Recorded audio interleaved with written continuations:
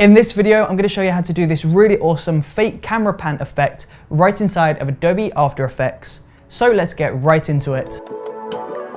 Hey, what's up? It's Chris from Brooker Films, and in today's video, I'm talking all about this really awesome camera pan effect that you can completely do in post-production. Now, the number one reason why you would want to do this rather than doing a pan in real life is maybe you need to composite some effects on top of the pan, maybe you need to do a really awesome clone effect, and you need to film multiple different angles and have a clone at each different variation.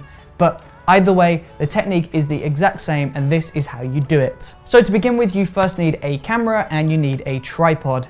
Mount your camera to your tripod and find a location. Now, when you're looking for a location, make sure there's not a lot of movement within the scene. If you're filming a busy high street and you're panning and doing this fake camera pan from left to right or right to left, then when you stitch these together, you're gonna see people disappearing into nothing where the two frames will blend together. So it's super important when you're filming this that you film in a quiet location with no background movement at all. So once you've found the perfect location, you want to make sure the camera is on the tripod, dial all the settings into manual mode, and start recording one frame. Now, you want to keep note of one specific point on the video, and once you've stopped rolling that first shot, you want to pan the camera over to the left or to the right, and you want to make sure that one specific point on the edge of the previous video is in the other end of this new video. So you want to pan over to the right or to the left and make sure that part is in the video. So once this is in video, start rolling, hold the shot for say 10 seconds, and then we'll cut. Pan the camera one more time, keep rolling and cut, and keep doing this process over and over again until you're happy with all of the footage. So once you've got all of those videos, you've got every single part of the camera pan, we need to go and edit this effect up to make this look really awesome. So we're going to throw this onto the computer and we're going to load up Adobe After Effects to begin editing this effect. So to begin with this effect, we want to begin by creating a brand new null object. So we'll go up into Layer, New, Null Object. We'll select all of our video layers and we'll use the Pip Whip tool and drag that onto null 1. Now all of those videos are now tied to the null object, meaning every time we adjust the null object, all 4 of those videos will be affected at the same time. So we'll go to our first video layer, the one that's on the very top, and we'll press T on the keyboard to load up opacity, and we'll pull the opacity down to around, let's go to around 50%. Now we'll go to the video layer underneath video layer 1, we'll press P on the keyboard to load up position, and we'll just drag this over to the left and make sure that these 2 shots line up perfectly.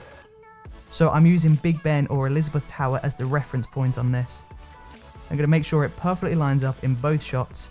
And as you can see, the rotation is off just a little bit, so I'm going to press R on the keyboard to load up rotation. I'm going to rotate that by maybe 1 or 2%, and I'm just going to move the position back over. So as soon as these 2 shots are perfectly aligned up together, we can go back up to our first video, and we can pull the opacity back up to 100%. Now we'll go to our null object, making sure that the player head is at the very beginning. We'll press P on the keyboard to load up position. We'll create a brand new keyframe on position, and we'll scroll maybe 2 or 3 seconds in time, and we'll pull the position all the way over. Now we'll go back to video layer 1. We'll go up to the mask tool, so that's the rectangle mask tool, and we'll draw a rectangle mask around the video. Now we'll go into that mask and we'll pull the mask feathering all the way up to around 200%. And there you go, those 2 shots have perfectly blended together.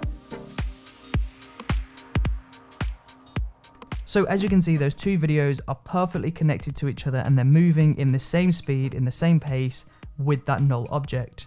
So essentially we just need to go ahead and we need to do that same process for all of our other videos.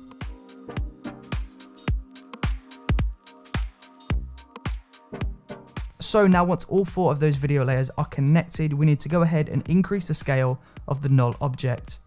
This is because of the rotation of the previous video clips. We can see the black video leaking in behind our videos. So we'll increase our scale to around 120%.